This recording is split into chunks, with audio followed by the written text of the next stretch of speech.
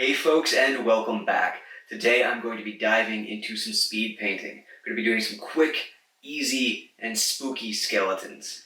Now I don't do much speed painting. In fact, I'd say as D&D players, we tend to do less speed painting than say our brethren in the Warhammer and skirmish game communities in general. It's less of an essential skill for us because, well, you don't tend to make massive armies of the same basic monster. But maybe you've been at this for a while and you've got a lot of minis built up, or maybe you just like Kickstarters. I really like Kickstarters. Yeah.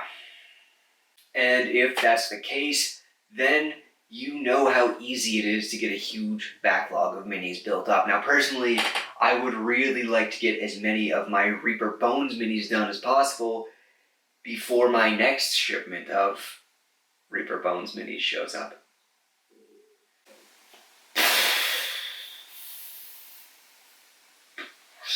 Not gonna happen. And with that in mind, I put together a speed paint scheme for all of my undead models. It is October, after all, Halloween month. I was actually in the middle of making a different video, but I was so happy with how these came out, and I wanted to share it with all of you while I was still excited about it. So I put that on hold, and we're moving into this. So I needed this paint scheme to do basically 4 different things. I needed it to be fast. I needed it to be at least to a tabletop standard. I wanted it to use as few paints as possible. And I wanted it to be something anyone could do. And honestly, I'm surprisingly happy with how this turned out. So let's just jump in.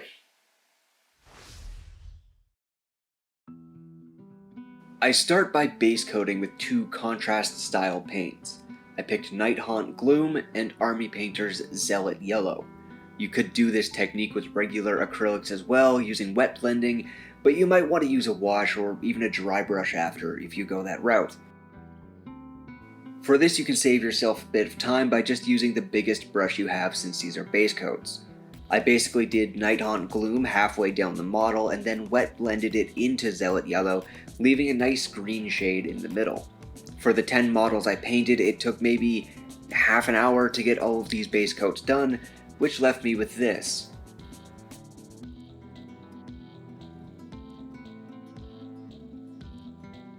I want the skeletons to look kind of ethereal and spooky, like they've been forced back to unlife with necromantic magics, so everything from here out is done with a really sketchy, easy to paint style.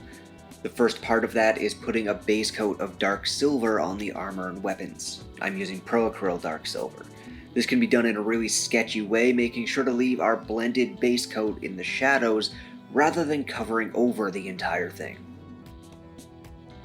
The dark silver gets a sketchy highlight of bright silver on top, and any extra details on the armor or weapons get a coat of golden armor speed paint. With the metallics done, that leaves us more or less with this. And if you liked how quick and easy it was to do the armor and weapons, you're gonna love the next stage too. I take a light yellowish brown, in this case Karak stone, and do the same really rough paint job on the bone and skin parts of the models, again, making sure to leave our base coat in all of the shadows. Once that's done and dry, all of those areas get highlighted with Ushabti bone, or any bone color, really, and that brings us to the finish line. Just like that. Quick and easy, and when the models are all together, they really evoke a strong image and look great together. It also took about 3 hours to do 10 models, keeping in mind that I'm not a speed painter at all. I think that's pretty good.